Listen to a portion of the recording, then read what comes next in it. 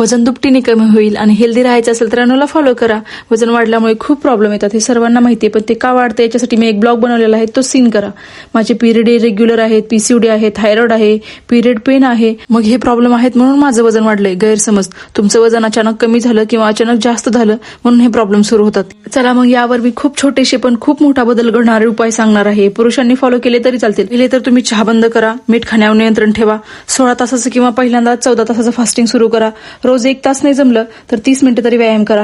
Vitamin D फक्त जन्मलेल्या बाळासाठी नसतं, ते आपल्याला पण हवं असतं. म्हणून कोवळ्या उन्हात बसा 7-8च्या उन्हामध्ये, आणि ते तिथं सूर्यनमस्कार केला तर दोन्ही कामं होतील. तुमचा व्यायाम पण होईल आणि सूर्यनमस्कारामध्ये व्हिटॅमिन डी पण मिळून जाईल. तुमचं डाएट सुधारा आणि तुम्ही पाणी कधी आणि किती पिता आणि काय मिक्स करून पिता यावर पण तुमचं वेट लॉस डिपेंड असते. त्यामुळे पाणी पिण्याकडे पण लक्ष द्या. ब्लॉग खूप महत्वाचा आहे, सेव्ह करा आणि तुमच्या फ्रेंड सर्कलमध्ये शेअर करा.